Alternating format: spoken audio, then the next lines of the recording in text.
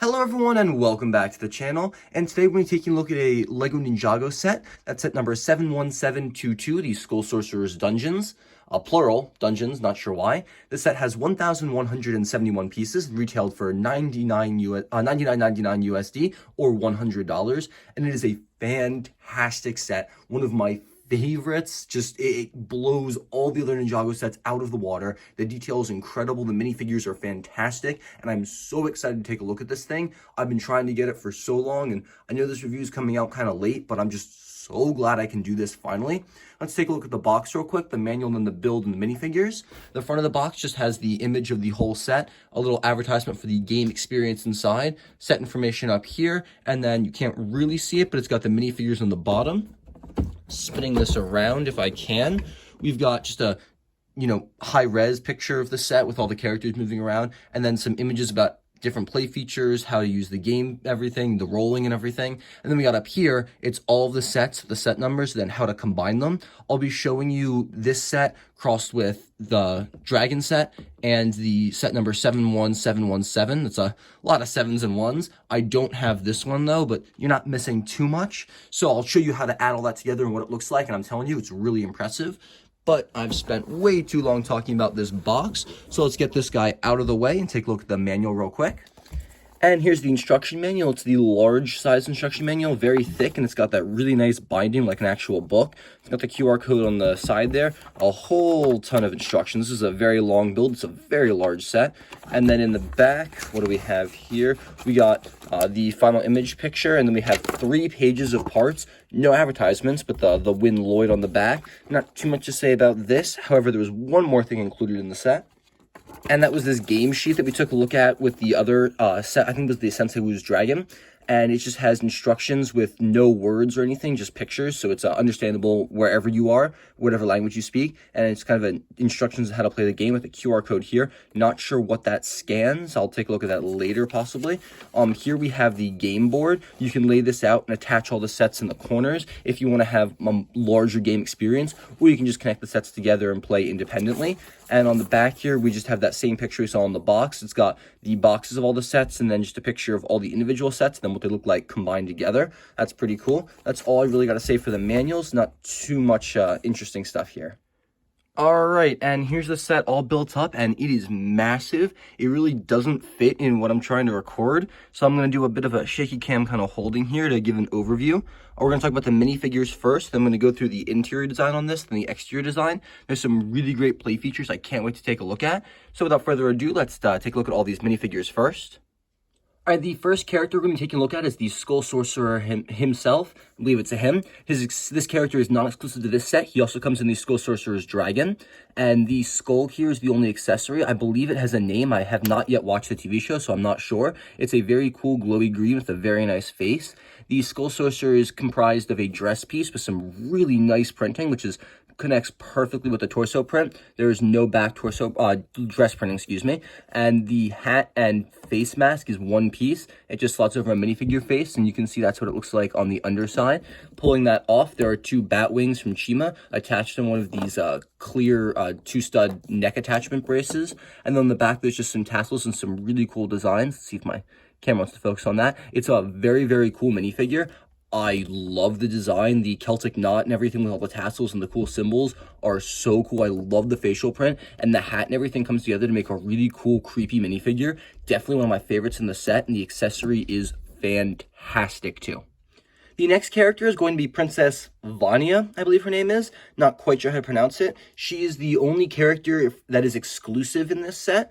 She comes in no other sets. I love her design here. I believe she is Mulan's hairpiece in gold. It's rubber, Lego Friends style. So it's not great, but it still looks pretty well, works pretty well. And there is a hole inside here that you can attach a flower if you really want. I think white was an interesting choice for her robes, considering her skin is white, so it looks like she's not really wearing any clothes. It's kind of confusing.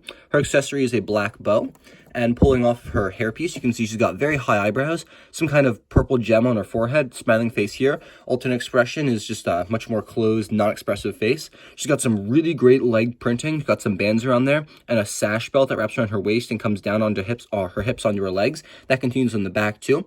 And she's got some really cool designs and prints on her shirt, and that continues onto this side too. And it's kind of reflective. All the silver is shiny, and you can kind of see it catches light in the camera, although it's not picking it up too well. A very good minifigure. I'm a little disappointed that she's the only exclusive character, but she's still really great and a very good inclusion to the set. Our next character is going to be Mert, one of the two goblins in this set. He comes in a couple other sets, including one we took a look at, I think, the other day. He's a very interestingly designed character. He has the hunted armor attachment here. His weapon is a custom-built axe with a blade, one of the nunchuck design pieces, and then a little lightsaber hilt there. Very good axe, very simple. We've seen a lot of things like it before. For his hairpiece, he's got one of these ponytail pieces, except LEGO put a stud there so it doesn't fall off like it normally does, because my biggest problem with these pieces has always been the attachment is so finicky and it looks really weird, but adding the stud there and everything, it's so solid and it looks so much nicer. It's a really, really good attachment. Definitely one of my favorite parts about this character. The armor piece continues under the back. He has no back head printing per se. There's no alternate facial expression, but he does have some scales and everything, because if he had a face, it'd show up, you know? There's what the scales look like, and that print is represented on his back muscles too with a rock necklace. Very good design. It's got a lot of unnecessary detail. The rock necklace continues on the front with his front muscle printing, and some more of the scales coming down here with his chainmail dress, and that is also a reflective paint, just like Princess Vania. And then there's a really cool belt, and overall this character is fantastic. I really love the way he comes together, and he's definitely one of the better looking characters in the set, and it's not one that I'm disappointed we get multiples of, because you can always, you know, take the armor off, change out the hair, move him around and everything, and you get a ton of different goblins that you can use to really fill out your Ninjago dungeons. The next character is going to be the Awakened Warrior. We've seen a bunch of him before. I wish there were more of them in the theme. We really only get, like, I think 4 total, or 5.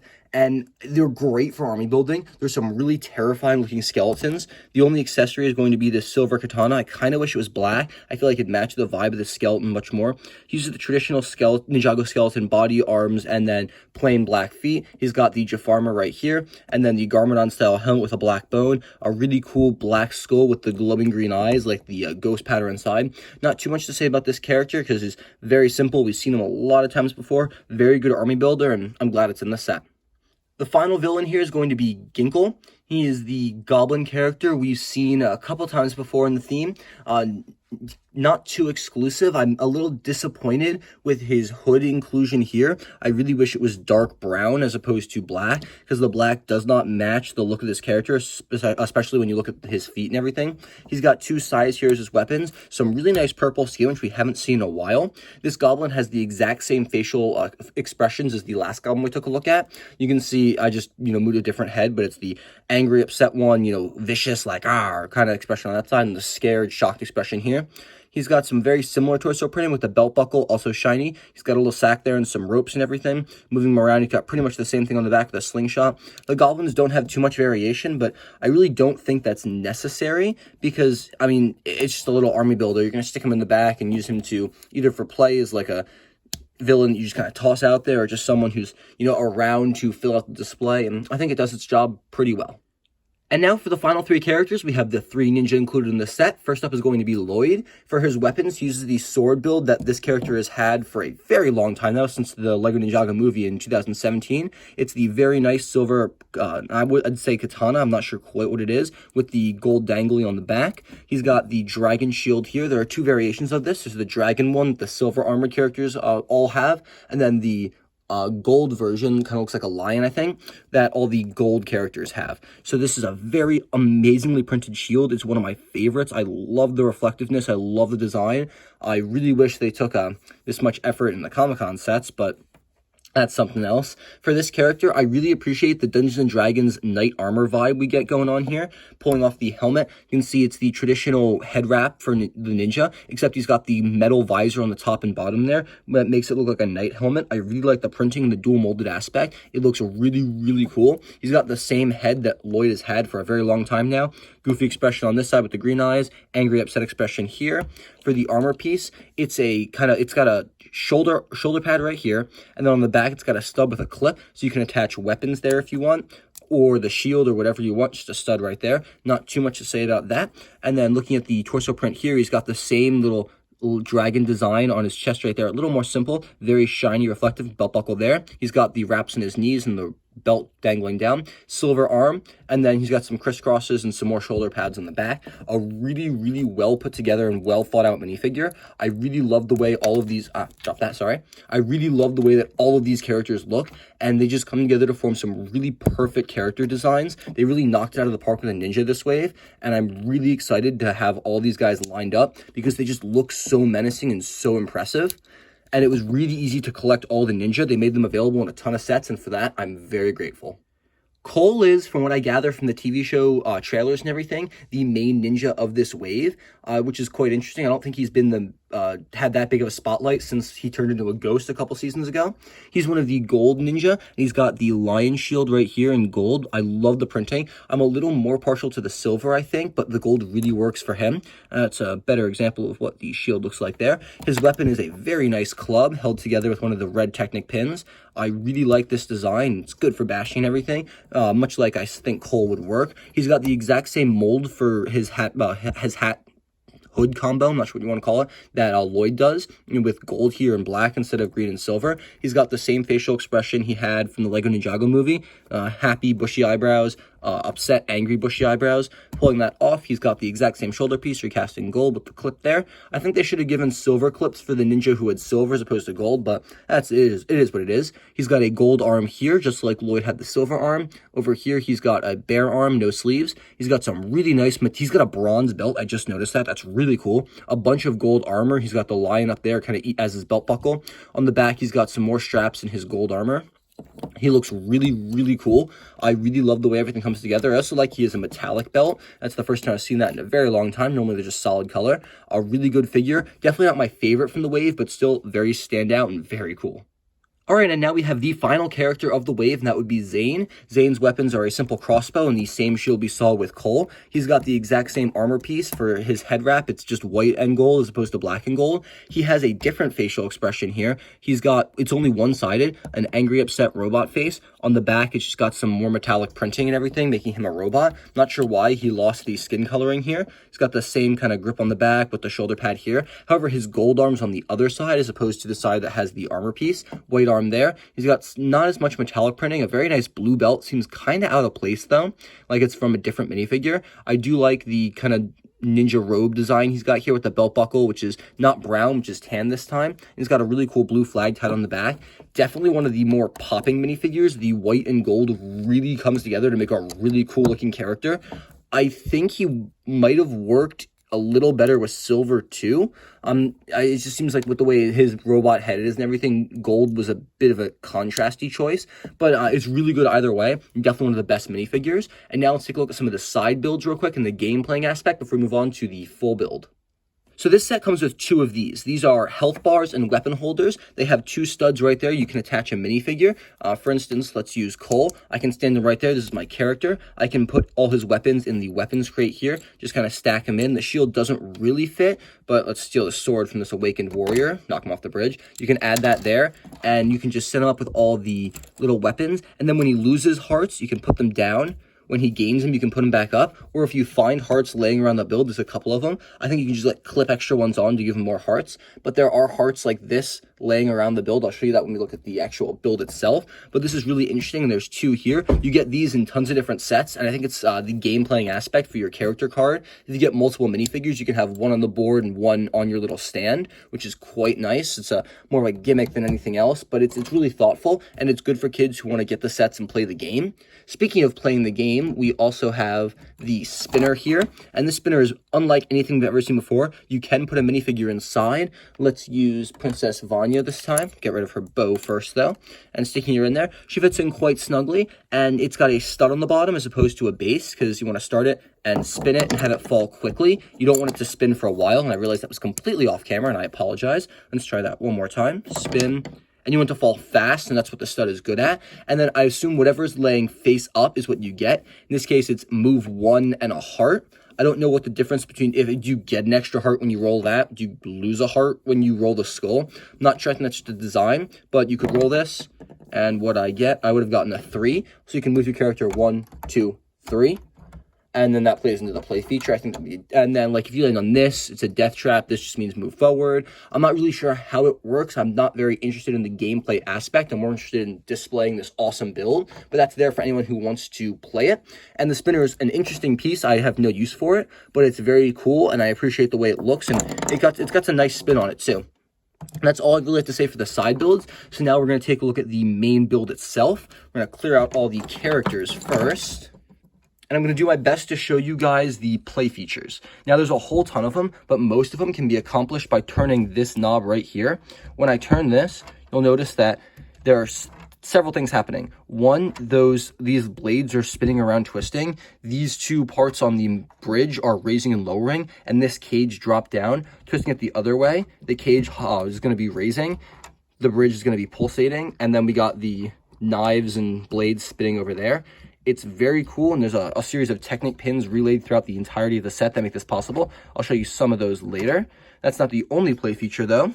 There's a couple of other ones like this. The doors right there, when I push that, they fling open, and you can see the hidden blade on the inside. It's kind of dark. Let's see if I can adjust some light into there. And then when you push, it's this block right there, just push it, and the doors swing open. There's another one up here when you drop down when you push up this lever.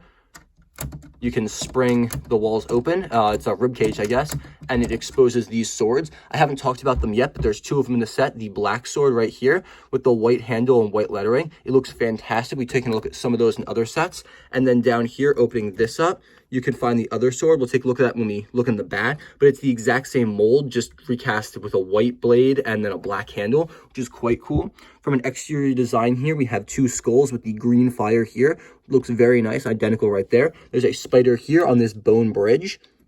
It's got the cattle horns, and it looks really, really nice. Over there, we have a musket as a bridge guard, another one of those hearts. We have a box full of weapons we'll take a better look at later. This cage is identical to the cage in the smaller set we took a look at, which I will combine in this set later. Just opens right there, and you can stick a minifigure inside. It does come off its post very, very easily. Just kind of slides into place on that little ball joint right there, and how it raises and lowers, gets twisted around. The skull face is probably the most impressive part of this build, and I love it. It's a little flimsy. You just kind of have to leave it in place, but it looks so cool, and it gives the skull sorcerer's dungeon its shape, and I love it. Over here, we have a little campfire with a fish. Probably not a healthy color for a fish to be. It doesn't lock into place. It's really just loose. You got to be careful with that. Over here, we have a larger bridge, some more of those cow horns, a bone, got a spider crawling down there, and then a bridge going up here. This is not connected. This is all loose. I really wish they had like a receiving grip piece right there to kind of lock that into place. We got another one of those torches on a chain. Here's the Technic pin receiver where everything gets turned around. It's got a little spinny sticker up top. There's a ton of stickers littered throughout this set. Another one on this post down here. There's another heart over there, by the way. And then the cattle horns again here. And then the twirling axe blades with another heart over here. And then some ladders up to the top where you can get the black sword. And then you can see through the eyes the interior of the set. So without further ado, we're going to take a look at the inside now. All right, and here's the inside of the set. We've got 2 of these handle pieces to make a little balcony here with a flame, and there's an entryway in and out right there. On the wall here, we have a ukulele, very simple with a sticker. We got some armor right there. We got a picture of what I assume is the Skull Sorcerer before he died. And then in this box, we have a fairy wand. We've got, if my camera wants focus, thing of milk or some kind of crystal. We've got a crystal in a little steering wheel, and we got a green flame candle, which is quite cool. Down here we have the other sword that I was talking about. A very cool design. I really like it, especially with the skull. And then we have some gold back there. There's a little nugget all the way in the back. Some more gold here. These are the Technic pin and gear work I was talking. When I spin this, you can see that those will rotate, and they trip stuff that's on the underside. You can see some more gears and Technic pins through that little receiver there.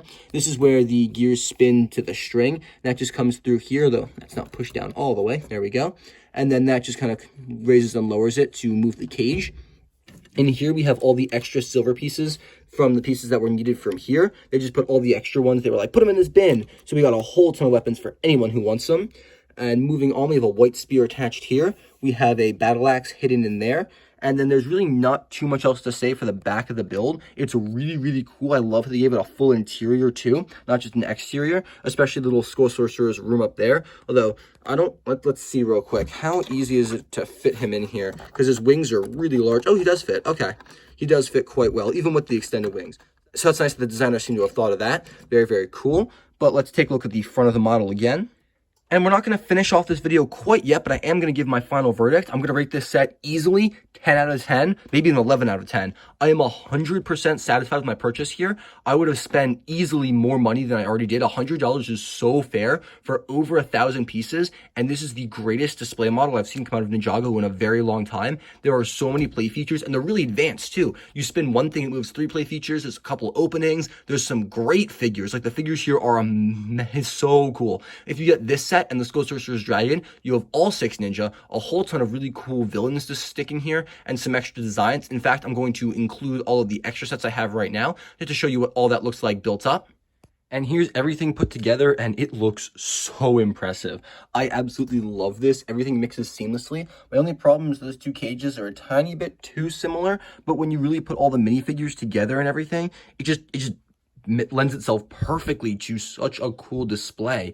And the only other thing I'm missing would be a tiny bit of a thing that goes right here from the Mino Attack set, but I really don't mind. I mean, you can always just curve that a little bit, curve that in, and it looks so good. Such a good display piece, and it's got tons of room for characters.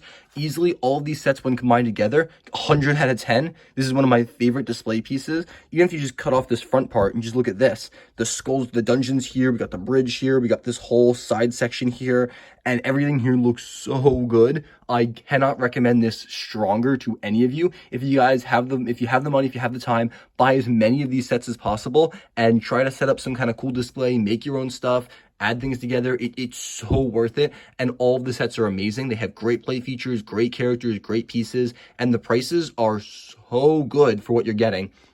And everything here, I forgot to mention too, the fire, like little details, like the fire inside the wall pieces there. We've got like all these really cool swords, really cool exclusive pieces. We've got like fun play features, like you can blow off that whole section. This, you know, when you step on that, knocks the statue down. Everything just comes together to form such a cool scene. I really, really love it, and I can't recommend it stronger. That's all I got for you guys today. This is going to be the last review for the new Ninjago sets, and I don't think I'm going to get any other sets in the way. If you want to see reviews of them, let me know. I'll see if I can pick one up. But this should be the end. If you guys want to see more videos on this topic, make sure to let me know. I might be able to do like a playthrough of the game or something. But for now, this is all I'm going to do. So thank you guys so much for watching. I was really excited to make this video. It's definitely one of my favorites. And it's really all I got for you today. So thank you so much. I'll see you in the very next video. And I want you all to have a fantastic and safe day.